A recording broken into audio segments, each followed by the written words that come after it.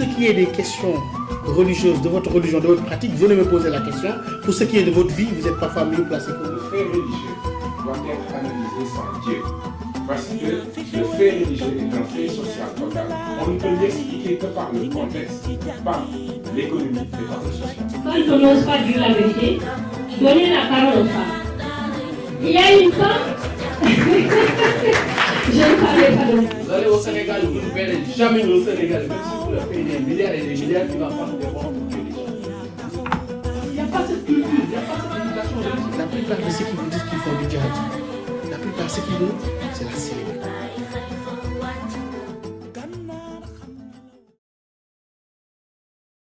De Boko Haram, pas seulement au Nigeria, mais autour du bassin du lac Tchad. Pourquoi, en arrivant à Médine, il a appelé les Médinois à se retrouver autour d'un document qu'on appelle la Sahifa de Médine, la charte de Médine. Il n'a pas imposé le Coran, il n'a pas imposé autre chose. C'était bien une sorte de contrat social bien avant Rousseau qui était là, qui regroupait les musulmans, les chrétiens, les juifs de Médine et les gens qui n'avaient pas de religion. Je ne parle pas du temps des califes, je parle du temps du prophète, qui est la période idéalisée qu'on appelait un État islamique. Et même ce même prophète. La plupart, j'étais dans un débat où on me posait des questions en me disant oui, la religion maintenant a fait irruption dans tout, etc. Et j'ai dit aux gens, c'est parfois vous qui posez à la religion des questions qui ne la concernent pas. Pourquoi le prophète de l'islam a eu à dire, pour ce qui est des questions religieuses, de votre religion, de votre pratique, venez me poser la question, pour ce qui est de votre vie, vous êtes parfois mieux placé que moi pour en juger. C'est-à-dire qu'il y avait un esprit libérateur qu'on a voulu tuer, parce que cet esprit libérateur aussi débarrassait certaines catégories de leur pouvoir usurpé, politiquement usurpé, mais à justification religieuse. C'est ça le véritable problème. Et après, il y a eu les califats, etc., les Abbassides, les Omeyyades. Parlons des Omeyyades, après l'assassinat de Ali et l'instauration de l'empire Omeyyade à Damas, à partir de 662 jusqu'en 750, avant la naissance de l'empire abbasside Abou Muslim al-Khurasani, qui a duré jusqu'en 1258. Mais dans cette période de 662 à 750, mais les Omeyyades avaient fait un pouvoir véritablement arabe, ou parfois même, si tu n'es pas arabe, tout en étant musulman, tu ne peux pas participer dans l'administration. Il était même découragé à ceux qui n'étaient pas arabes. On les décourageait pour ne pas se convertir à l'islam, parce que si tout le monde se convertit, personne ne paiera la dîme, les recettes fiscales allaient baisser. Donc, est-ce que c'est ça l'État islamique? Parlons des Abbassides. À partir de la révolution inaugurée par Abou Muslim al-Khurasani, qui s'est allié avec les gens Banu Abbas, c'est-à-dire qu'il faut comprendre là la prise du pouvoir à partir de 662 jusqu'à 750 par les Omeyyades était mal vécue par ceux qui se disaient être proches du prophète, Banu Hashim, etc., qui ont été dépossédés de leur pouvoir par qui? Par les gens qui ont malmené l'islam au début, donc les descendants d'Abu Sufyan. Donc on était dans ces querelles qui étaient à la Mecque avant même l'islam, entre les Banu Hashim et les Banu Umayya, qui se disputaient les clés de la Kaaba et le contrôle de ce qu'on appelle la siqaya, le fait de distribuer l'eau pendant le pèlerinage à la Mecque, un autre rituel qui existait bien avant l'islam. Est-ce que là, on était dans l'état islamique avec le Coran comme constitution? Je ne crois pas. Les Ottomans, plus tard, jusqu'en 1922, avec Abdulhamid II, destitué par les jeunes Turcs, qui est venu finir ses jours sur la Côte d'Azur. Est-ce qu'on est dans l'État islamique? Je ne le crois pas. Donc, quand je parle d'État islamique comme étant une obsession idéologico-politique, c'est en partant de ces données-là. Donc, pourquoi cette obsession alors que dans la pensée classique même de l'islam, c'était posé la question de la sécularisation et la question, ce n'est pas le fait de dire qu'on n'est pas musulman si on n'applique pas les partis islamistes vous disent oui, la doctrine c'est quoi? L'islam c'est la solution. En faisant des manifestations, on vous montre un Coran. Et une fois qu'ils sont au pouvoir, vous leur demandez, bon, il y a le chômage, ils ouvrent, bon, il n'y a pas la sourate chômage, qu'est-ce qu'on fait? On commence à réfléchir. Mais donc, c'est ce que j'appelle une usurpation. C'est-à-dire qu'on nous montre le livre pour jouer sur ce qu'il y a de plus fort chez nous, mais pour nous vendre un produit électoral. Et de la même manière qu'on vous dit que oui, bon, je suis musulman, j'ai le droit de prendre l'islam comme étant une doctrine politique, mais de cette manière, d'autres musulmans disent que non. partant du fait que la religion c'est sacré et que la politique c'est profane, je suis contre toute forme de profanation de mon sacré.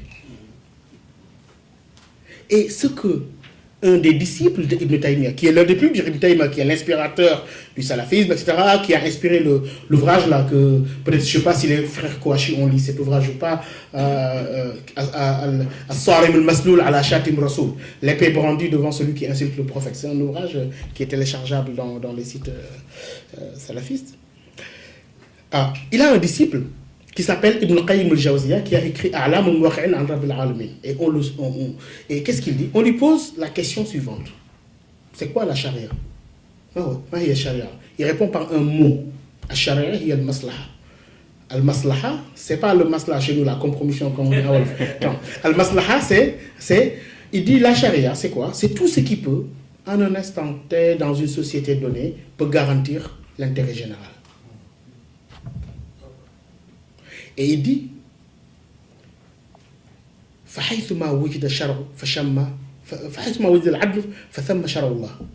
partout où il y a justice et équité, là il y a la loi de Dieu. Ibn Qayyim, disciple d'Ibn Taymiyyah, l'inspirateur du salafisme et du wahhabisme. Et parfois, bon, si je pousse la provocation plus loin, je dirais que donc, parfois la loi de Dieu, il est beaucoup plus au Canada que dans certains pays arabes ou africains. Donc, vous voyez, partout il y a la justice et l'équité, là est la loi de Dieu. Et donc, pourquoi, après tous ces éléments, libérateurs de la pensée, libérateurs du musulman, qui n'a pas de limite à s'enfermer dans un livre, etc., mais à qui on dit d'aller conquérir les cieux, les continents, hein, j'oublie le verset.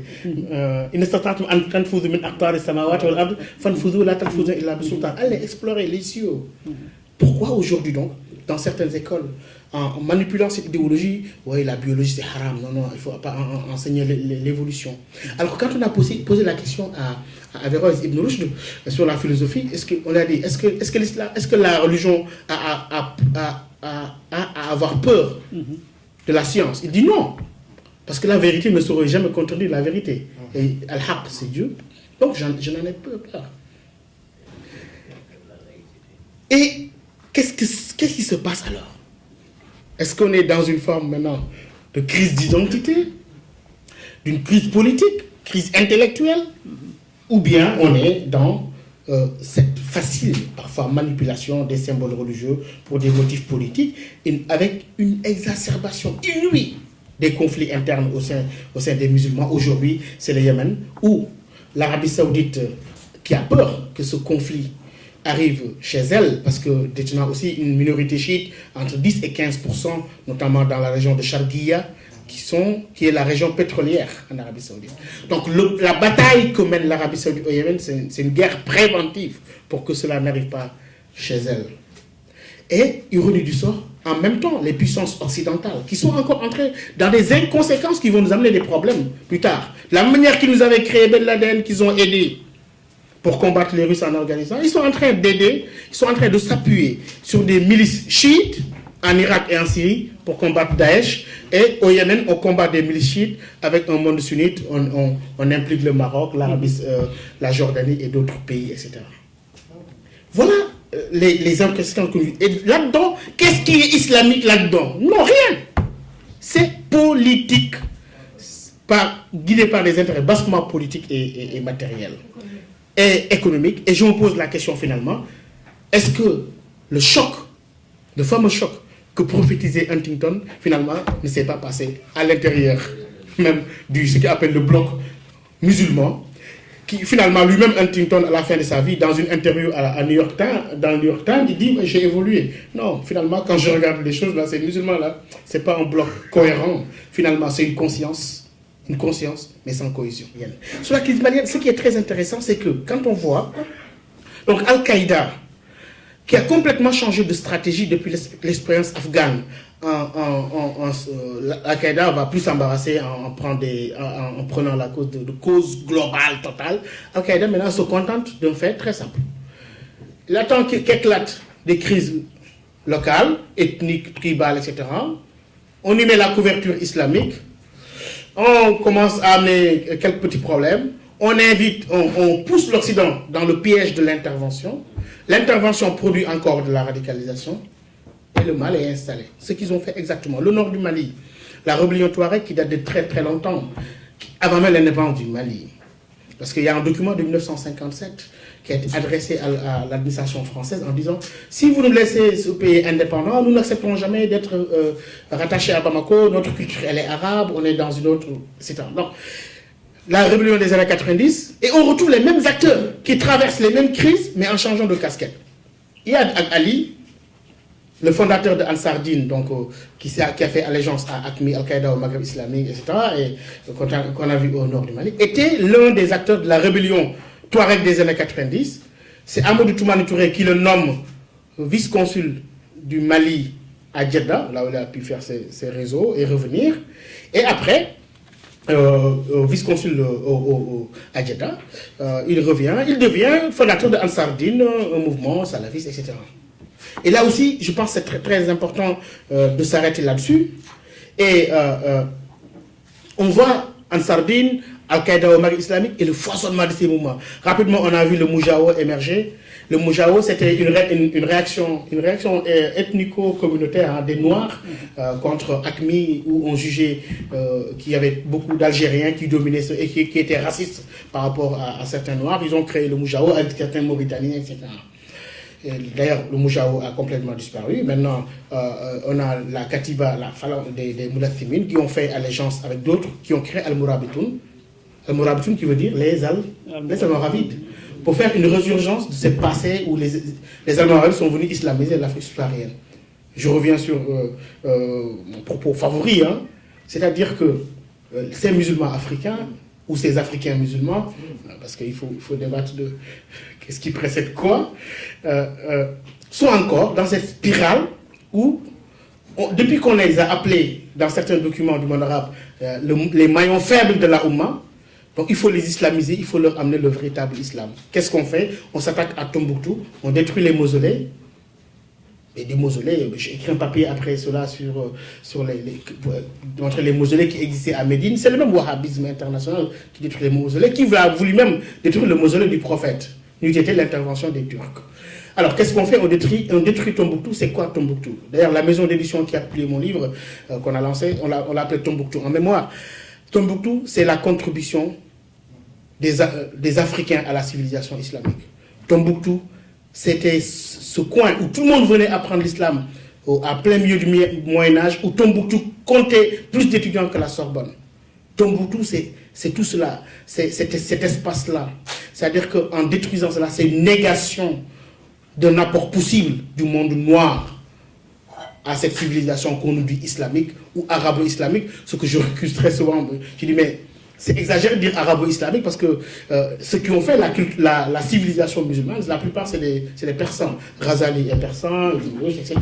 Donc pourquoi arabo-islamique? Peut-être la prééminence linguistique qui donne l'impression que le monde arabe domine le monde musulman, et ce qui est faux complètement sur le plan démographique.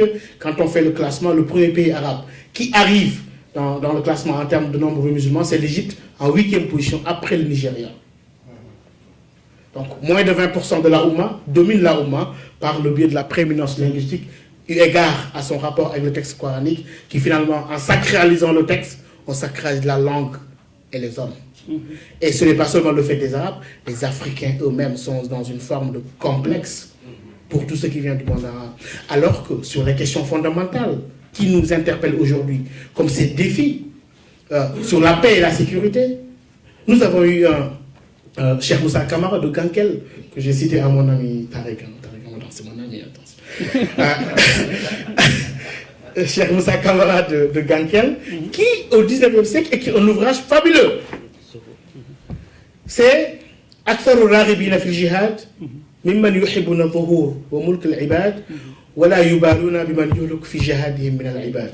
Il dit, la plupart de ceux qui vous disent qu'ils font du jihad, la plupart, ce qu'ils veulent, c'est la célébrité. Être spectaculaire. Au mulk al-ibad, et dominer les individus.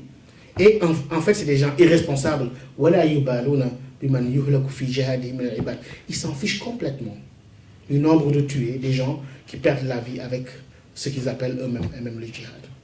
Nous avons aujourd'hui de grands penseurs. Je pense que c'est cela le rendez-vous de donner et de recevoir. Si tant on est considéré comme étant membre, partie intégrante de la Oumma, il faut que cette Oumma prenne de nous quand même. Nous ne devons pas être des consommateurs éternels d'idéologie. Ni Ujahidou bil ulumi wa tuqa. Je fais mon combat, mon vrai djihad, c'est sur la science et la piété, qu'on pourrait décliner depuis que Aly Ndiaye m'a donné cette piste, qu'on pourrait décliner en compétences et vertus dont l'Afrique a besoin aujourd'hui. Et donc, aujourd'hui, on a vu que l'Afrique se concentre sur cet héritage-là et essaie d'apporter à ses frères en islam, donc du monde arabe, des pistes.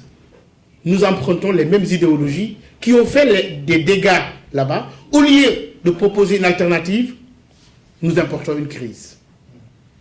Et Jundul Khilaf en Algérie, Boko Haram aujourd'hui, avec Aboubacar Sheko, mais avant lui, Mohamed Youssouf. Le travail sur Boko Haram, aussi pareil, hein, j'ai été fatigué du nombre de morts, et j'ai éteint la télé et la radio pendant un mois, en écoutant par les élections, et travaillé sur leur texte fondateur. Quand on lit Mohamed Youssouf dans son texte, ceci est notre dogme, comment il fonctionne? Ces gens sont dans une forme de rupture d'imaginaire et de rupture de repères par rapport à la société nigérienne. Lorsque dans la société nigériane, à Abuja, on pense l'État comme étant un État fédéral, à la britannique, démocratique, etc., eux, ils sont dans l'imaginaire de Sokoto, d'Ousmane Danfodio, etc. Et que même les frontières du Nigeria ne doivent pas les arrêter, parce que le but, finalement, il y a un imaginaire à ressusciter autour de l'empire de Karem et du Bornou pour créer ce fameux, entre guillemets, État islamique autour du bassin du lac Tchad. Et donc, c'était vraiment une tentative d'expliquer comment on est passé d'un problème purement nigérian pour en arriver à une menace régionale. Mais, je terminerai là, peut-être, il faudrait qu'on s'interroge surtout sur le cas africain, sur les facteurs de cette radicalisation.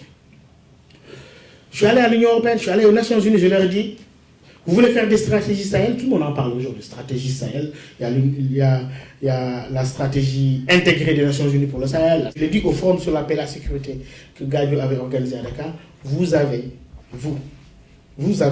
40 ans de retard par rapport au réseau que vous voulez éradiquer. Pourquoi 40 ans? Dans les années 70, c'était les sécheresses récurrentes sur toute la bande du Sahel. À cette période-là, les pays occidentaux, l'Amérique du Nord, l'Europe, ils n'avaient pas d'argent, ils étaient en plein dans la crise pétrolière. Ceux qui avaient de l'argent, c'était les pays du Golfe. Et ils ont vu très tôt, avec une stratégie Sahel, à l'époque, je l'appelle comme ça, sur deux concepts, basés sur deux socles. Un, c'est le socle de la da'wa, c'est-à-dire la prédication, et l'autre, c'est al-iratha, l'aide humanitaire. C'est-à-dire par l'aide humanitaire, on exporte des idéologies. La construction des écoles, le soutien de mouvements dont le but était de détruire déjà l'islam local, etc. Et comme si aujourd'hui ces pays occidentaux qui pleurent en même temps que nous, hein, parce qu'aujourd'hui le terrorisme qui nous menace aujourd'hui tous les pays. Donc une fois, on est quand même dans une phase où on a un combat, bien que parfois je ne comprends pas tout leur combat aussi parfois, avec leurs inconséquences, leurs illogismes complètement sur certaines questions. Mais, années 70, donc ça s'est passé comme ça, et comme si ces pays n'avaient pas appris la leçon, dans les années 80-90, on nous impose des politiques d'ajustement structurel, qui en définitive, c'était tuer l'éducation et la santé. N'investissez surtout pas l'éducation et la santé. Ces pays-là et ces organisations sont revenus, ont investi l'éducation, investir la santé, investir le social avec des ONG, en même temps en important des idéologies. Et ces doctrines-là aujourd'hui sont ancrées dans nos pays, sont complètement acceptées. Et se lever aujourd'hui pour dire qu'il faut se battre comme ça. Et ces facteurs de radicalisation sont très nombreux. Et je crois qu'il ne faut pas se faire d'illusions. Et je le répète, leurs préférences pour le moment sont les interventions militaires. Je leur dis, mais pourquoi vous préférez toujours l'intervention à la prévention? Et puis l'intervention a des effets collatéraux, mais sur le long terme, c'est-à-dire l'intervention aussi favorise la radicalisation. Parce que comme je l'ai dit tout à l'heure, pour ces mouvements-là. On attire l'Occident dans le piège de l'intervention. Une fois que cet Occident avec ses chars et ça, on dit aux populations, regardez, ils ne nous aiment pas, ils n'aiment pas l'islam, et ça avec des bavures, et ça produit le même effet. Je ne suis pas très expert dans les affaires militaires, mais je viens d'un pays où l'achat d'un char vieux modèle coûte plus cher que la construction d'une école. Si vous voulez vraiment nous aider, vous savez par quoi commencer. Mais non, je crois qu'aujourd'hui, l'Afrique représente un enjeu économique, etc. Le dernier rapport du Sénat en France, c'est quoi? C'est l'Afrique, notre avenir, 2013. Notre avenir. Et donc, il n'y a que les Africains qui ne croient pas que l'Afrique est l'avenir. C'est ça qui est... Oui, l'Afrique, notre avenir. Et donc, cette ruée vers l'Afrique-là ne nous a pas apporté que du bien. Nous sommes donc entre plusieurs feux, le feu des prédateurs en ressources minières et énergétiques qui se font la guerre entre eux, mais aussi le feu venant de l'autre côté du monde, aussi le monde musulman, où l'Iran et l'Arabie Saoudite se mènent une guerre sans merci, où le Maroc aussi, qui se croit menacé par ce wahhabisme salafiste, essaie de se protéger, mais ce même Maroc aussi qui forme des imams au Mali, etc., mais c'est à dessein. Avec ce même Maroc, partage partage des inquiétudes avec nous. La peur de la disparition de son modèle religieux basé sur le fiqh malikite acharite, qui est menacé par le wahhabisme et par le chiisme. Et ce même Maroc l'a bien compris, et il s'en sort très bien. C'est un pays qui ne peut prétendre à aucune forme d'hégémonie ou de puissance vers le nord, où il a des problèmes avec l'Espagne qui lui prend Ceuta et Melilla. À l'est, il y a l'ami algérien qui ne lui facilite pas le travail. En face, il a l'océan. Le seul couloir de déploiement et de développement possible, c'est l'Afrique subsaharienne. Et que derrière l'affirmation de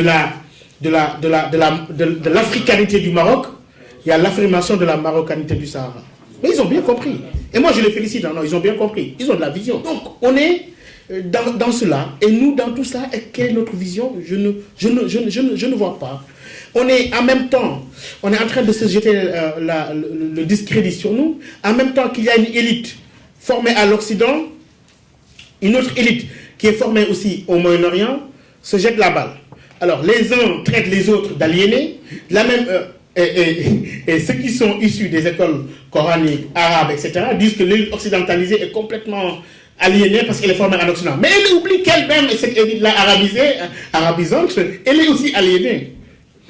C'est-à-dire que dans une Afrique, avec des élites qui s'entrechoquent, une qui regarde vers l'Orient, l'autre vers l'Occident, et personne ne regarde vers l'Afrique. Et qu'avec ça, on veut construire des nations. Alors qu'on n'a pas d'école. Au Sénégal, on n'a pas encore d'école. Soit tu vas à l'école française, ou bien tu vas à l'école arabe. Je ne connais pas l'école sénégalaise encore. On n'a pas encore d'école. Et on veut construire une nation, et qu'on sait que dans les 20 ans à venir, ou même avant, le véritable clash, ce sera le clash entre ces deux élites-là, qui ont eu des formes de socialisation contradictoires, et ce qui va complètement nuire à notre cohésion nationale. Donc on est en train d'importer chez nous les conflits qui se passent ailleurs, comme ça se passait au temps de la guerre froide. Les deux remèdes les plus efficaces, c'est quoi? C'est la justice sociale. L'éducation, hein, la justice sociale. Mais, je leur dis, mais vous voulez nous aider avec des stratégies Sahel. Mais si vous attendez que les gars s'installent au nord du Mali, au sud de la Libye, dans les grottes de Ararat ou de Timigine au sud de la Libye, et vous arrivez avec des chars, avouez quand même que nous tous, nous avons perdu une grande bataille dans cette grande guerre. C'est ça qu'ils cherchent.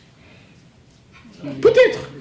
Et donc, l'Afrique, finalement, est dans cela, dans le choc des ambitions. Maintenant, ce qui se passe, Khadim me le disait, on voit ce qui se passe aujourd'hui au Yémen. Est-ce que l'intérêt de notre pays est d'entrer dans cela? Je ne crois pas. Il faut peut-être notre intérêt, c'est dans la neutralité, attendre peut-être la place qui est la plus confortable, qui est celle du médiateur. C'est-à-dire que le Sénégal, quand même, malgré, on est peut-être un nain géographique, mais on peut être un géant diplomatique si on comprend bien les enjeux. C'est pas pour rien que Kissinger nous mettait parmi les pays pivots au monde. Et malheureusement, la compréhension de ces enjeux-là n'est pas le fort de nos gouvernements qui sont très intelligents en plus. Mais je crois qu'aujourd'hui, est-ce qu'on va se mettre dans cela, tout en sachant que l'Iran qui soutient les rebelles Houthis au Yémen, cet Iran-là commence à être de plus en plus fréquentable sur la scène internationale avec les accords qu'ils ont signés. Mais aussi cet Iran-là, on a eu des antécédents avec les armées iraniennes au MFDC passant par la Gambie. Donc cet Iran-là n'ignore pas complètement ce qui peut nous faire mal, ce qui peut nous nuire. Il ne faut pas sous-estimer la capacité de nuisance de l'Iran. Et donc, est-ce qu'il y aura un modèle africain aujourd'hui? Je crois que, pas en parlant de modèle de manière apologétique, en disant que nous sommes les meilleurs, etc. Parce que j'aime entrer dans ce débat d'angélisme, c'est-à-dire comparer toujours ce que je crois avoir de mieux avec ce que l'autre aurait de pire pour dire finalement je suis pas mal. Non, ce n'est pas cela. C'est dire que aujourd'hui, au sein de la Oumma islamique, les Africains musulmans ont quelque chose à apporter. Je veux dire que le monde arabe doit avoir cette humilité de pouvoir venir apprendre en Afrique subsaharienne comment on peut être musulman, vivre sa religion de manière pacifique, sans que la religion soit un facteur de destructuration, mais un facteur de cohésion. Ça, je pense qu'on peut apprendre en Afrique. Il capture un esclave, il l'amène à Marrakech, il s'est rendu compte là-bas quand l'esclave lui a dit « Mais où sont les bibliothèques dans cette ville ?» Il s'est rendu compte qu'il a capturé un esclave, l'un des plus grands savants du Sahel, Ahmed Baba de Tombouctou, qui est resté enseigné pendant 14 ans à Marrakech. Et je crois que... Dans tout le Maghreb. Et je pense que je ne dis pas ça de manière apologétique, c'est pour qu'on ne néglige pas les ressources qui sont en nous et qui aujourd'hui sont une véritable force. Sur le pacifisme, quand j'ai cité Cheikh Ahmadou Bamba aujourd'hui, quand j'ai cité Baba Tombouctou, quand j'ai cité comme Cheikh Al-Hajj Malick Sy, lorsque Serigne Aliou Gueye dit Fajahada fiha bisiyasati wa nada wa ilmin wa hilmin fahtada kullu muhtadi. Il arrive dans une période trouble, il essaie de poser son djihad en inculquant la sagesse, en déroulant complètement son plan de manière stratégique, en réalisant ce que j'appelle l'islamisation par décentralisation, etc. Et que ces ressources-là, aujourd'hui, font cruellement défaut dans d'autres contrées du monde musulman et que l'Afrique ne doit pas, je ne dis pas mon rougir, parce que ça ne va pas, l'Afrique ne doit pas négliger sa capacité à participer dans cela. Bon, je vais m'arrêter là, peut-être pour qu'il y ait un débat, un échange, pour qu'on développe un certain nombre d'idées. En tout cas, je vous remercie encore de cette invitation et merci de votre attentive écoute.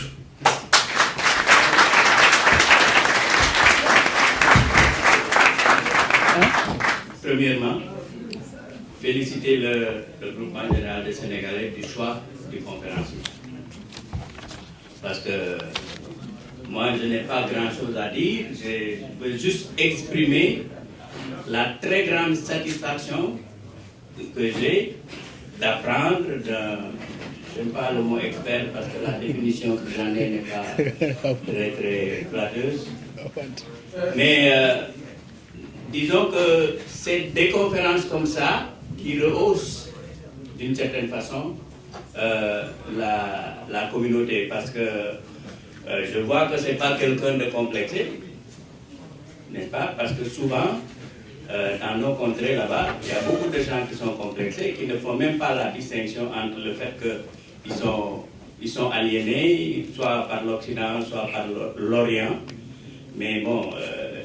et les gens les suivent justement à cause de ça, malheureusement. Moi, tout à l'heure, quand il parlait, je me souvenais, quand j'étais adolescent, dans une association qui s'appelait Los Hermanos, parce que nous, c'est notre période, on allait faire notre prière de Isha avant d'aller danser. Des fois, on faisait des matinées, on arrêtait la séance de danse pour aller prier et revenir continuer. Non, on rit. Mais nous, à notre époque, c'était ça. Mais aujourd'hui, tu vois, au Sénégal, moi je parle du Sénégal, les autres régions, je ne les connais pas, tu as plein de daïras, et ce qui se fait, ben c'est abominable, c'est même pas descriptif. Moi je trouve que c'est une honte ce qui se passe dans les relations sociales maintenant au Sénégal. Et ça, je pense que si on écoute notre conférencier, peut-être qu'on a des chances de se retrouver, de se regarder soi-même, puis de se dire, pourtant au bout du compte, on n'est pas payé.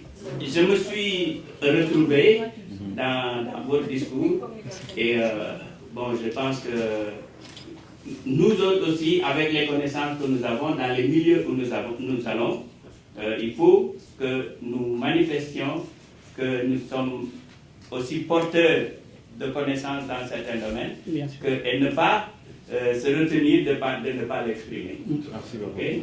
Alors, donc voilà, c'était notre... Merci Joël. Merci, Monsieur le Président de séance. Bonjour à tout le monde, fondateur de ce regroupement.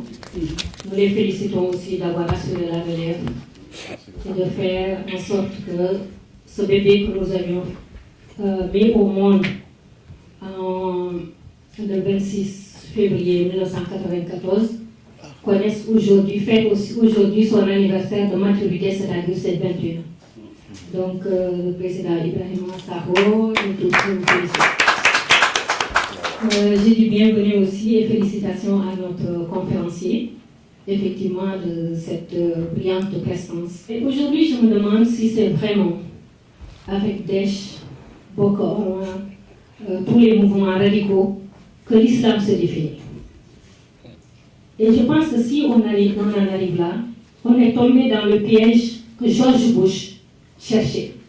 C'est-à-dire diaboliser l'islam, sans compter tous les gens qui sont derrière lui, tout le lobby juif qui est là pour dénigrer l'islam et les musulmans. Et on arrive aujourd'hui à pointer du doigt, à partir de d'une poignée, des actes d'une poignée de musulmans, de pointer du doigt tous les musulmans. Par exemple, quand il y a un acte, on dit oui, les musulmans doivent se désolidariser. Mais on se désolidarise de quelque chose dont c'était solidaire. N'est-ce pas? Si Timothée McVeigh fait éclater le World Trade et fait tuer des gens, est-ce que toute l'Amérique doit se sentir coupable? Non. Et qu'est-ce qui crée aujourd'hui le fait que les jeunes demandent un État islamique? C'est parce qu'il y a un vide. Quand on touche à des chrétiens, quand on touche à des coptes, le pape de l'Église catholique tape son coup de poing sur la table, protéger les chrétiens de l'Iran. Quand on tue, quand on bombarde le Yémen, quand Dick Cheney a dit que son opération contre l'Irak était une opération de terreur, qui a tapé sur la table pour protéger les gens. Et qui sont ces jeunes aujourd'hui qui prennent des couteaux et qui font de façon spectaculaire des assassinats? Ce sont les enfants, ce sont les neveux, ce sont de ces enfants qui ont été bombardés, que Dick Cheney a bombardé de l'Irak. Ce sont les enfants de ceux qu'on a bombardés avec de l'OTAN de la Libye. On dit que quand on n'ose pas dire la vérité, donnez la parole aux femmes. Il y a une femme, je ne parlais pas de moi. Il y a une femme, et non des moindres, et qui peut-être va être la présidente de la République du monde, comme Obama l'est aujourd'hui, qui est Hillary Clinton, qui a dit en attaquant Kadhafi, nous avons ouvert la boîte de Pandore. Et moi, j'ai écrit un article, en particulier une lettre adressée à Sarkozy. Et je lui disais qu'en attaquant la Libye avec l'OTAN, jetant des armes du haut du ciel, qui ramassait ces titres? Ce sont les jeunes qui les ramassent, n'est-ce pas? Et les armes sorties des prisons, des armes de Kadhafi et tout ça, ce sont les jeunes. Et c'est lui qui a fait tomber Amadou Toumani Touré, parce qu'il n'a pas accepté qu'on de s'allier à lui pour faire tomber Kadhafi. Je lui dis que tout ce que vous avez, c'est que le désastre que Dick Cheney et George Bush ont créé un miracle dans le Moyen-Orient, vous allez le créer dans la partie nord-ouest africaine. Et c'est ce qui se passe actuellement. Donc ces mouvements radicaux, dans lesquels je ne me reconnais nullement, dans lesquels les Africains, le Sud, dont tu as parlé, Tombouctou, avec ses 303 saints, Ahmed Baba, quand le Maroc l'attaquait, il ne prenait pas un esclave, il savait que c'était un savant. Et moi j'ai eu la chance d'aller à Marrakech, là où il a habité, dans sa propre maison. Les savants venaient, je ne dis pas les disciples, mais les savants venaient de partout pour apprendre de lui. Et c'est des savants marocains qui se sont opposés au roi du Maroc en lui disant « libérez celui-là ». Parce que c'est un savant comme nous, n'est-ce pas? Donc l'Afrique a toujours donné, montré sa contribution. Le voyage de Cheikh Omar Foutiyou, son duel intellectuel à l'université de Al-Azhar entre lui et les savants arabes est dans l'histoire de toute leur vie. Partout où tu dis, je suis la petite fille de Katou, moi j'ai dit que j'étais la petite fille de Cheikh Omar, on m'a dit Allah Akbar. Parce qu'on le connaît. Cheikh Ahmadou Bamba, on le connaît. Et d'autres, non seulement qui n'ont même pas voyagé. Cheikh Ahmad de Ganmil, la Alpulaar, n'est-ce pas? Qui n'est pas sorti du Fouta, mais dont on connaît les écrits. Donc le savoir, à partir de l'Afrique, l'Afrique le connaît. Et moi, je ne me reconnais nullement dans Daesh ou Boko Haram, qui sont des produits de l'Occident pour s'attaquer à l'Afrique. Merci beaucoup. Moi, ça bouillonne tellement dans ma tête que je me dis par où commencer. Parce que j'entends quand même résonner beaucoup de vérités.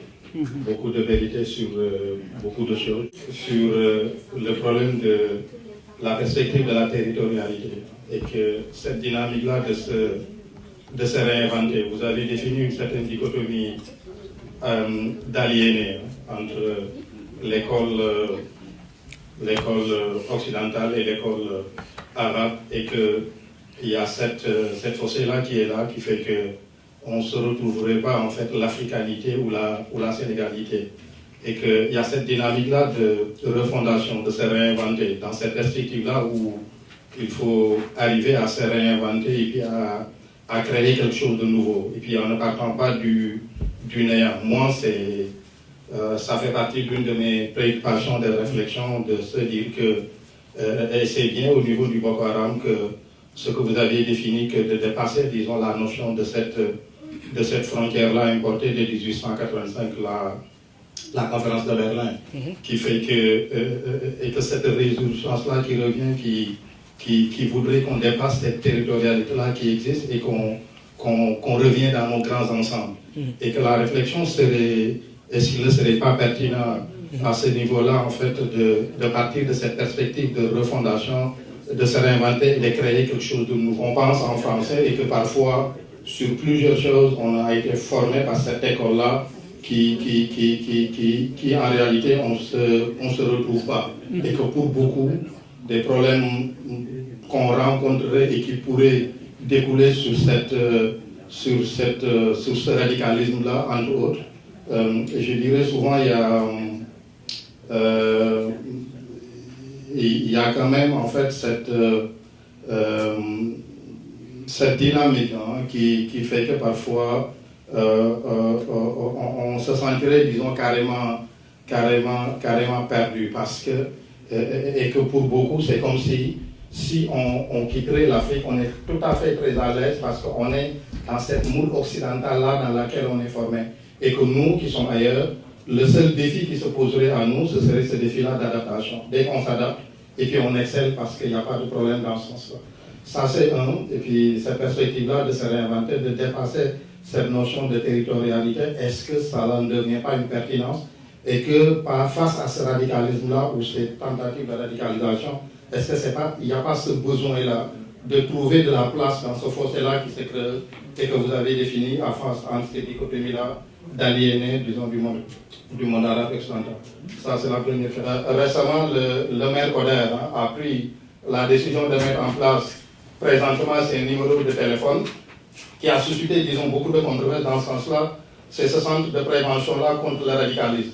Ben, disons dans le discours que ce n'est pas le radicalisme islamique qui est visé en premier, c'est contre toutes les formes de radicalisme. Et que la sémantique que vous avez développée, elle est pertinente dans la mesure où on ne s'entend pas déjà sur les notions ou ce qu'on manipule pour l'instant parce que la définition, elle est balbutieuse, donc la dynamique, elle n'est pas tout à fait très claire.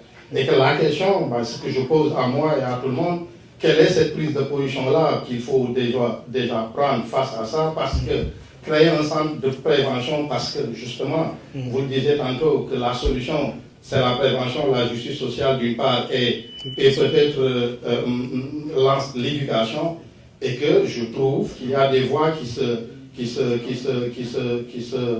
qui commencent, disons, à se soulever, et que dans cette perspective-là, qu'est-ce que nous, qui avons été pour la plupart formés ou peut-être éduqués dans cette perspective-là d'un islam soufi, voilà, qu'est-ce que réellement on peut apporter dans ces discours-là? Est-ce que, dans ce sens-là, on doit rester tout à fait très passif pour dire, écoute, cela ne nous concerne pas, et que parce que ce sont les autres, ils ont créé leur mal ailleurs, et que là maintenant ils sont en train de récolter ce qu'ils récoltent, et que nous, on est déjà échappé, on a nos enfants,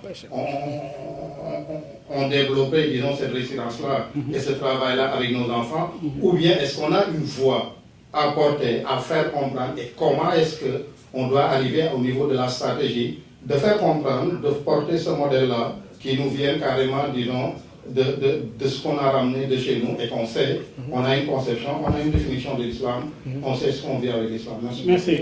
Moi, j'avais une question qui est plus ou moins particulière à notre contexte religieux sénégalais, qui est basé sur un modèle très fort avec les talibans. Donc le Sénégal est, moi, tel que je vois, un pays comme très particulier dans le monde musulman, parce que nous n'avons pas les mêmes concepts religieux, bien que les fondements sont les mêmes. Donc nous voyons beaucoup de talibans chez nous, même s'il y en a qui se démarquent plus que les autres, et qui sont très forts dans l'éducation religieuse, dans la spiritualité, et qui sont comme des piliers que je vois comme des garde-fous face à ces dogmatismes religieux qui nous sont comme importés du Moyen-Orient, un peu partout du monde arabe, et qui jouent un rôle très important dans l'éducation des jeunes, et aussi dans la spiritualité qui nous empêche d'aller vers cet intégrisme religieux, ou même comme le terme qu'on utilise maintenant, la radicalisation ou le radicalisme. Donc, comment, à travers ce modèle sénégalais très fort et très puissant, qui en tout cas jusqu'à présent marche très bien, on pourrait, comment dirais-je ça, mettre comme un parallèle, prendre ce modèle et l'appliquer un peu dans un contexte pas arabe mais africain, pour que la plupart des jeunes qui aillent gonfler les rangs du Boko Haram ou bien les rangs de l'État islamique puissent se retrouver dans les concepts religieux locaux de leur pays, et surtout avec une forte dose africaine.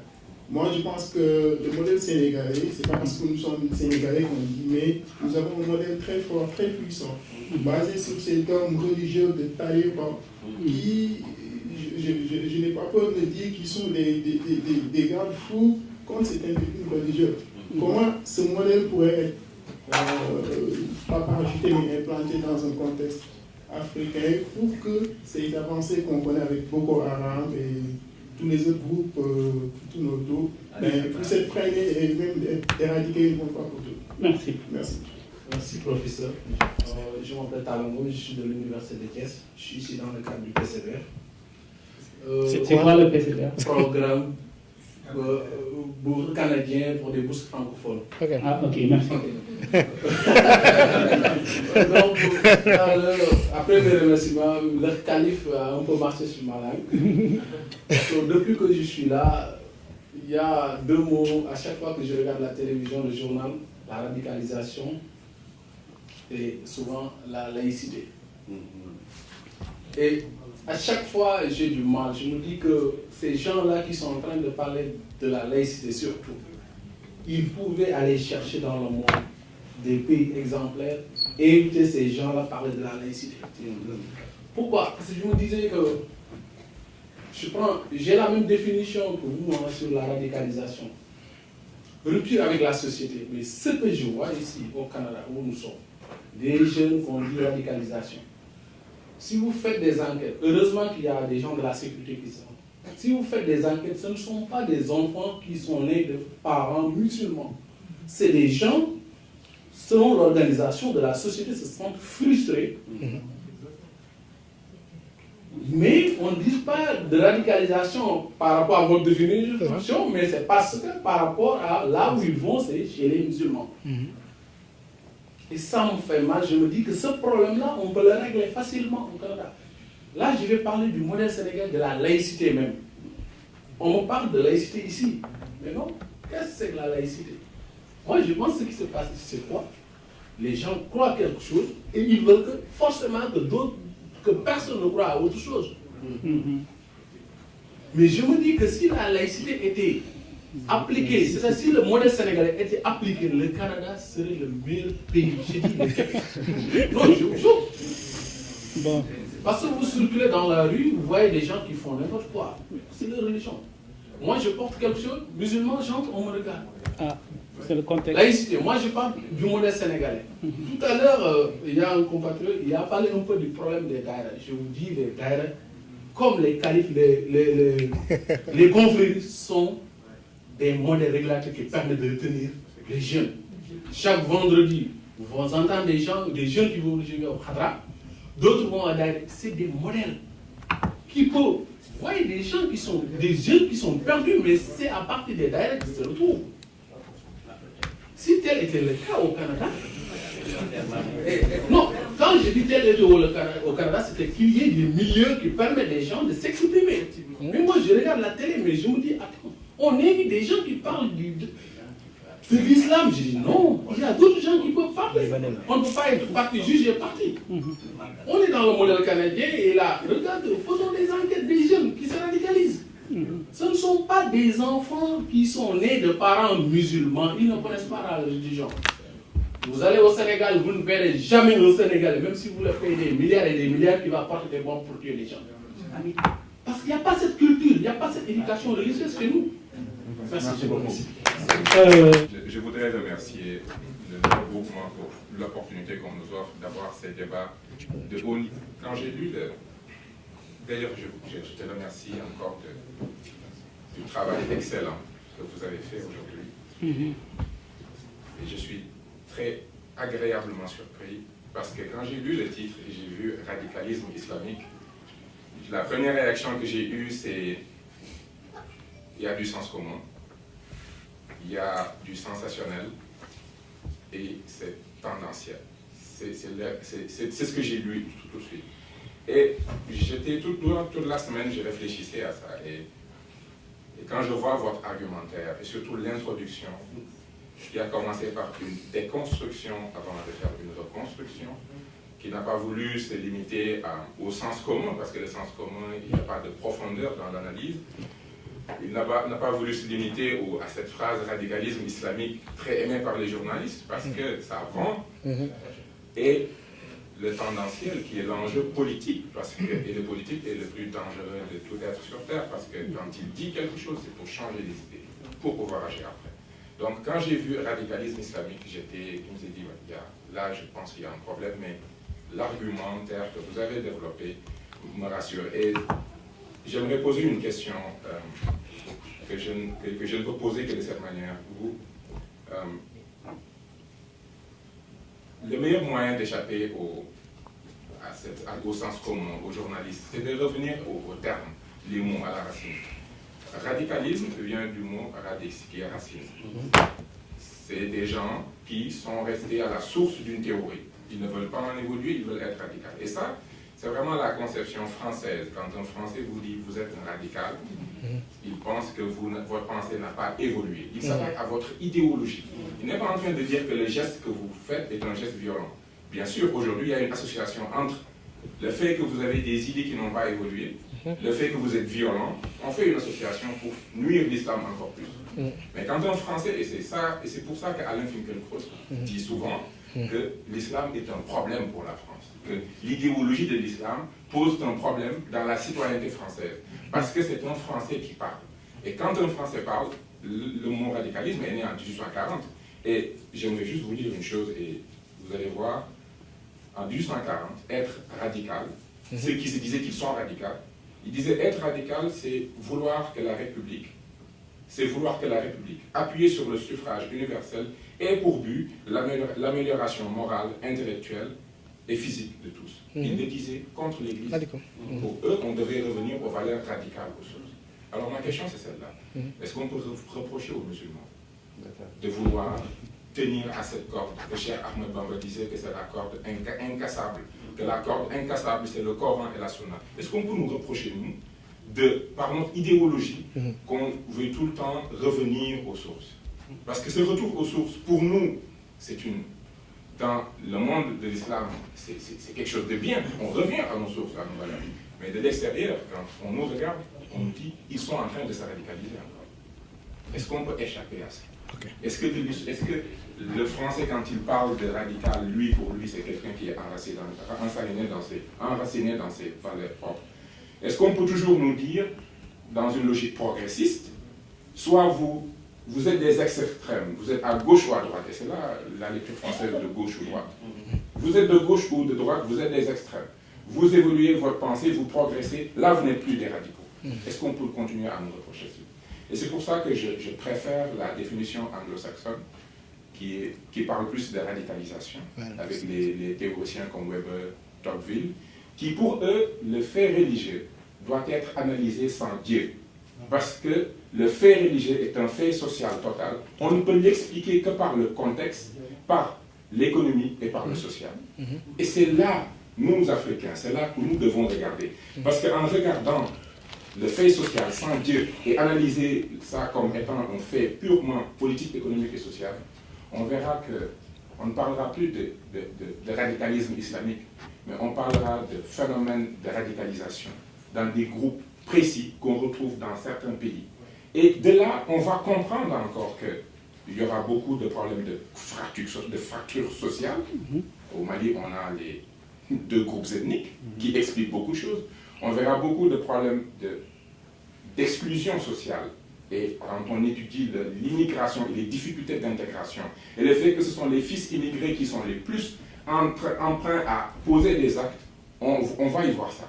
Mais on y verra, surtout quand on s'intéresse à l'Afrique, la main étrangère, quand qui s'insère dans des problèmes qui étaient là, qu'ils ont créés et qu'ils utilisent aujourd'hui pour ne plus parler de processus de radicalisation où ils sont acteurs, mais ils préfèrent parler de radicalisme islamique. C'est tout ce que j'avais à dire. Merci beaucoup. Merci, Bala. Merci beaucoup. Bonjour tout le monde. Je commencerai d'abord par remercier notre présentateur, M. Sam, et aviser aussi la salle comme quoi que les cartes de membres sont toujours derrière. Cartes de membres de quoi? Des cartes de membres du regroupement. Ah, ok, merci. Ça coûte aussi $10. Il y a des t-shirts et il y a aussi les billets du spectacle. Donc, n'hésitez pas à faire un tour là-bas. Alors, docteur, moi j'ai juste une question qui me hante l'esprit, qui m'empêche de dormir. Quand on parle de radicalisation, quand on parle de Boko Haram, moi je me pose juste une question. Une guerre, cette guerre que les gens sont en train de mener, ils le mènent avec une logistique. Et moi j'ai vu qu'en Afrique, à ma connaissance, j'ai pas vu une usine de fabrication d'armes. J'ai pas vu non plus. Bon, tout récemment j'ai vu une vidéo comme quoi que le Nigeria a commencé à produire sa première voiture en Afrique. Et non plus les voitures que ces gens-là utilisent, je ne vois pas une usine de fabrication de voitures en Afrique. Alors, et durant la crise financière, les gens se sont attaqués au réseau de distribution d'argent, à gérer des comptes, donc ils se sont attaqués à la source. Alors ces gens-là, moi j'ai jamais entendu un responsable dire écoute, qui vend ces armes à Boko Haram? J'en ai jamais entendu parler, peut-être que je n'ai pas lu, peut-être que je n'ai pas bien écouté. Alors, pourquoi pas aller à la source? couper la source en quelque sorte. Et malheureusement, moi, je n'ai pas la possibilité d'être devant ces gens-là pour poser des questions, donc c'est pour ça que je te pose la question. Voilà, je vous remercie. Merci. Je commencerai tout d'abord par remercier mon frère, ami, professeur Bakary Sam. Je remercie aussi le regroupement des généralistes sénégalais du Canada.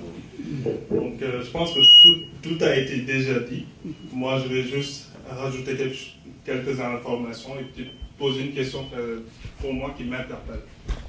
Parce que moi, je suis dans un cas très très particulier. C'est-à-dire, ce qu'on est en train de discuter ici, c'est quelque chose qu'on a discuté, je pense, il y a quelques années avec Bakary en France, avec les jeunes étudiants en France. Donc c'était... Reims Management School. C'est ça. C'est ça, Reims Management School. Même à Paris, je me rappelle, vous aviez donné quelques pistes. À l'époque, on parlait un peu du radicalisme qui venait juste de commencer. Et j'ai quand même, en venant au Canada, j'étais très content parce que je me disais, une fois arrivé au Canada, on te parle des valeurs communes du Canada, la charte des valeurs communes. Une fois, j'ai pris le malin plaisir de lire cette charte pour voir les petits détails, les informations. Et au final, je me suis dit, mais vraiment, c'est un pays génial. Parce qu'ici, on respecte tout le monde, on respecte toutes les religions, quel que soit là d'où vous venez, ou quelles que soient vos convictions, on respecte tout le monde. Je me dis, alors là, ça c'est le monde idéal, comparé à la France d'où j'arrive. Avant, il n'y avait pas ces problèmes-là. Moi, c'est sûr qu'il y avait toujours le cas des Juifs de France, mais ça c'est historique. Mais il s'est passé beaucoup de choses. Des génocides, il y en a eu dans toutes les religions révélées. Et je pense qu'il ne faut pas seulement qu'on prenne une religion et qu'on le mette sur un piédestal. Il y a une période, j'ai remarqué en France, il y avait juste au niveau des temples juifs où on postait des CRF 24 heures sur 24. Juste là où j'habitais à Nanterre, on avait un temple juif, on avait une église, on avait une mosquée. Mais il n'y avait que le temple juif qui avait le quart de CRS. Et ça m'a beaucoup interpellé. Je me dis, est-ce que c'est seulement ces gens-là qui doivent être protégés au jour d'aujourd'hui? Parce que ce n'est pas seulement eux qui sont attaqués, tout le monde est attaqué. Les musulmans se sentent attaqués, les chrétiens, pareillement pour les juifs. Donc quand on parle du pays de la laïcité, le pays des droits de l'homme, on doit respecter les droits de tout un chacun. C'est ça que je me disais. Donc juste pour faire le petit parallèle, je viens au Canada et maintenant, après quelques années que j'ai vécu ici, je vois qu'on est en train de copier un peu l'exemple de la France. Je me dis que ici, le Canada, c'est particulier. On vient d'horizons divers. Et puis, par exemple, comme l'a dit M. Fati tout à l'heure, et Fofana ou Bala, ils ont tout dit. Parce que moi, je trouve que nous aussi, les immigrés, ou les immigrants, on a un travail à faire dans ce pays. Il ne faut pas qu'on garde le silence. Il faut nous manifester, expliquer aux gens d'ici que cet islam, ce n'est pas leur politique qui vont leur expliquer c'est quoi l'islam. C'est à nous-mêmes de leur expliquer c'est quoi notre islam, comment on la vit. Parce qu'au Sénégal, cette laïcité, ce n'est pas quelque chose qu'on vit seulement, mais c'est quelque chose de visible. Quand vous allez au Sénégal, vous ne pouvez pas reconnaître si telle personne est chrétien, juif ou musulman. Très difficile à faire. Donc je me reconnais dans cette laïcité-là. Et puis je pense qu'il est possible ici, pour tous les musulmans qui sont au Canada, de pouvoir expliquer c'est quoi le vrai islam. Parce que c'est vraiment, il y a une nuance à faire, il y a une différence. Parce que tout ce qu'on nous montre à la télé, le traitement médiatique, il est vraiment biaisé. On n'a pas toutes les informations et puis il faut faire très très attention au traitement de l'information. Et je veux juste faire court parce que je ne veux pas aller trop loin. Et j'ai une question très importante. Je pense que nous aussi, en Afrique subsaharienne, au Sénégal en particulier, il faut qu'on soit sur le pied de garde. Parce que tous les pays qui nous entourent, ils ont des problèmes avec ces terroristes-là, que ce soit l'AQMI au Sahel, que ce soit Daesh, mais les ramifications au Sahel ou Azawad et tout ça, tous les problèmes qu'il y a au Mali. Il faut que nous, on soit sur un piédestal parce qu'on a des frontières très poreuses. Il ne faut pas que le Sénégal soit attentif. Je sais qu'ils font déjà des choses parce que pas plus tard que quelques jours, on a entendu qu'il y a un Américano-Sénégalais qui a été attrapé à l'aéroport. On l'a retourné parce qu'apparemment il était parti en Syrie. Donc déjà, c'est des démarches qui se font.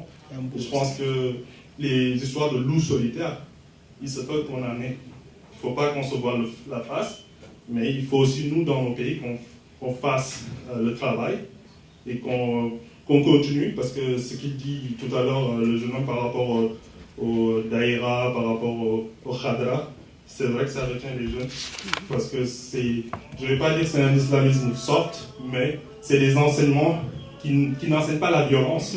Au contraire, ça enseigne comment se rapprocher de son Seigneur avec tout plein d'amour. C'est pas de la violence, au contraire, c'est de la méditation, c'est une façon de développer ses connaissances dans sa religion, et ça, on ne peut pas nous le reprocher. Et je pense que je vais m'en arrêter là. Et je pense que c'est ça ma vraie question, c'est-à-dire, est-ce qu'il est possible de lutter contre ces loups solitaires? Parce que nous aussi, on peut en avoir. Et quelle est la réaction de tout un chacun pour éviter qu'il y ait des gens qui se radicalisent ou des gens qui se disent d'appartenance de Daesh ou de l'ACNI ou quoi que ce soit? Merci beaucoup. Merci. La parole est à Bakary Sarr. Oui. Non, je pense qu'il y a peu de questions, il y a beaucoup de remarques. Daesh, Boko Haram, acte de poignée de musulmans, je suis d'accord. Hein, là, vous prêchez un convaincu. Moi, je suis d'accord que ces gens sont minoritaires et qu'il n'est pas question que les musulmans payent pour les actes d'une minorité parfois insignifiante et parfois même d'une minorité parfois manipulée. Comment se protéger de l'Occident? Moi, je vous renvoie à la question en rajoutant à la question, comment se protéger de l'Occident et de nous-mêmes aussi, quoi. Et de nous-mêmes. C'est-à-dire que de nous-mêmes, c'est-à-dire, je pense que ce que j'ai dit au début de mon propos, toujours, dans de pareilles situations, on est soit on se victimise, etc., mais est-ce qu'on fait de l'autocritique de nous-mêmes? C'est-à-dire que, je dis la même chose, quand ça s'est passé en Tunisie, oui, ça y est, Ben Ali est tombé. Les gens disaient, oui, c'est fini. Je dis, non, c'est pas fini. Parce que si Ben Ali était le corrupteur, il y avait des corrompus. Et les mêmes corrompus sont là. Donc, je voudrais avoir la question, comment se protéger de l'Occident et de nous-mêmes? Voilà. La perception de la territorialité, oui, c'est voilà, c'est vrai, on ne se retrouve pas dans ces frontières-là, ça pose un certain nombre de problèmes. Tous nos pays ont les germes du même conflit qu'on a retrouvé au Mali, etc., sur la question. Au sud, les autorités maliennes disaient que oui, le nord n'existe pas, etc. C'était vraiment abandonné et que ces gens-là s'en ont bien occupé. Ça, je suis d'accord. Sur les confréries, pour nous protéger de l'extrémisme et du dogmatisme, c'est bien. Mais aussi, il ne faut pas qu'on dorme sur nos lauriers. Il y a du dogmatisme dans les confréries. Et que, non, bien que je fasse partie des confréries et que je les défende, il y a du dogmatisme dans les confréries et que, en même temps, la plupart, il ne faut pas négliger aussi un autre truc, c'est qu'au Sénégal, il y a ce que j'appelle l'itinéraire mixte des acteurs islamiques. La plupart des acteurs du mouvement qui s'appelle réformistes, ils s'appellent réformistes comme ça, mais aussi viennent des confréries. Et là aussi, les frontières sont poreuses. Aujourd'hui, la plupart de ceux qui portent la voie du salafisme, etc. au Sénégal, viennent des confréries et de familles même de fondateurs de confréries. Parce que la troisième stratégie de ces pays-là pour l'exportation du wahhabisme et du salafisme, ce que j'appelle, c'est la prédication par l'exemple. Ils trouvent quelqu'un qui s'appelle Mbaké aussi, ou qui habite dans une grande famille, il est acquis à leur thèse, on le montre comme l'exemple. Si celui-là est arrivé à renier vos tariqas, mais vous, qu'est-ce que vous faites là-dedans? Donc, la plupart des gens qui nous créent des problèmes sur le plan du salafisme et du wahhabisme sont originaires des conflits. Je ne vais pas citer les noms, mais le cas unique qu'on a appelé, oui, le cas unique qu'on a appelé le taliban sénégalais, qui a été expulsé d'Italie, hein, cet imam-là, qui était très proche de Ben Laden, qui a travaillé lui dans les Caucases, porteur de valises, etc., était originaire d'une confrérie. Voilà. Donc, il faut. Mais aussi, l'autre chose que je voulais dire. Bien quand on est dans les confréries, il faut que les confréries aussi tiennent compte des nouvelles réalités. Pour moi, les confréries sont un rempart contre le radicalisme, contre le terrorisme. Si ces confréries arrivent à au moins réinventer la pédagogie du soufisme, c'est-à-dire qu'en parlant à nos jeunes, nous avons des jeunes qui connaissent les apps, les iPads. Et nous continuons à leur ressasser le même discours dans les gamous, dans les trucs, quand le marabout a fait ça, d'autres ont fait, etc. Bon, en le citant des miracles, etc. Mais C'est pas ça qui va parler à nos jeunes. Hein. Ils ont vu Spider-Man, ils ont vu d'autres choses. Donc je veux dire, il faut qu'on réinvente ce discours-là et qu'on le rationalise. C'est-à-dire que pourquoi les gens vont chercher dans le wahhabisme ou dans d'autres courants, c'est que on leur sert un discours qui a des dehors de modernisme, etc. Dit en français, rationalisé. Et ce discours-là les fascine un petit peu. Il faut que les confréries aillent dans ce sens. L'autre chose aussi, moi j'ai plus peur des déçus du mouvement confrérique. Si les confréries continuent leur accointance continuelle avec les politiques, jusqu'à se décrédibiliser, ben les jeunes iront chercher autre chose. Ce besoin de recréer les espaces de socialisation. Parce qu'au Mali, ce qu'ils ont fait, c'est quand ils sont arrivés dans les années 2009, ils arrivent, ils commencent à acheter des centres culturels ou des cafés, des centres de jeunes en faisant des mosquées, des salles de prière, etc.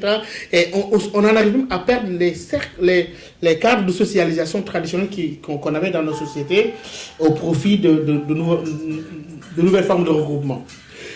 Peut-on reprocher aux musulmans d'être des radicaux? Voilà une grande question. Oui, c'est-à-dire que ceux qui disent qu'il faut...